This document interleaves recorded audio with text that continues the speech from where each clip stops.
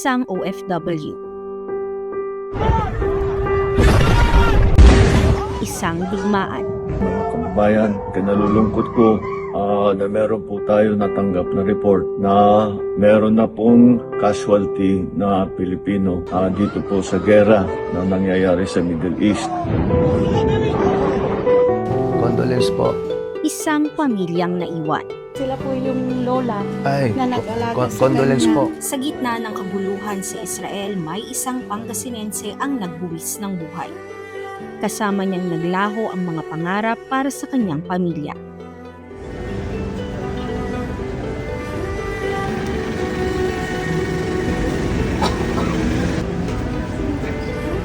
The angels lead you into paradise. May the martyrs come to welcome you and take you to the holy city.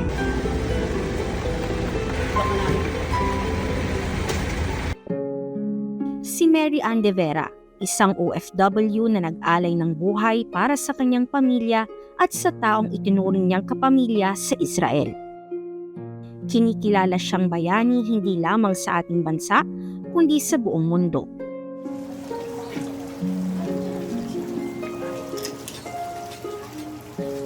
At sa kanyang pagpanaw, hindi siya nag-iisa sa kanyang pagbabalik. Thank you so much. Thank you. You are Thank you. hoping that you have many OFWs in your I know. and I God forbid that she will be the last one that Yeah. I'm glad to Also, but thank you for your presence here, Ambassadors. It means a lot for us, Pangasinenses. Mula sa taus-pusong pakikiramay hanggang sa tulong at pagbibigay alalay sa kanyang naiwang pamilya. Makmak. Oh, condolence ha? do Oh. that for you. Good. Maraming salamat. Sige, Makmak. Pakatatag tayo. And praying for you, sir. Mother, condolence po. Tatay, condolence. Lola. Ay. Oh, dinala ko yung mga doktor ko ha. Paglalaki mo, pagkatapos ha. Opo, kinausap na po ako. Okay ha? Magpapaano na siya after Oh. kay Mary. CT scan. Basta yung support nandito lang. Personal na dumamay si Governor Ramon Monmonito III, hindi lamang bilang pinuno, kundi bilang kapwa Pilipino. May dalang tulong, may dalang pag-asa at pangakong hindi sila pababayaan. Gusto mo muna dito, dinala ko yung mga heads ng ospital namin, Dr. Tracy, Vivian.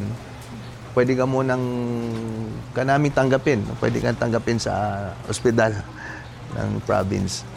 So, habang nag-iisip ka, so yun ang pinangako sa kanila. Sa ngayon po sir, hindi ko pa Oh yeah, hindi, wag mo isipin yun. Wag mo nang ano. Di ba yung sabi ko, po sir, oh, nasabi din po nila.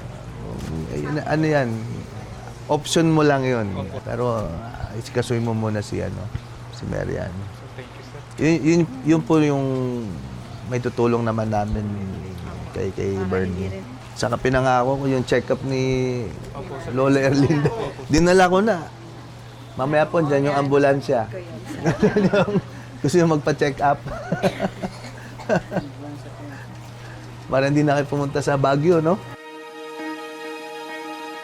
Sa bawat luha, may malasak. Sa bawat dalamhati, may umaalalay na kamay. Sa bayan ng Basista, ang kwento ni Mary Ann ay mananatiling buhay.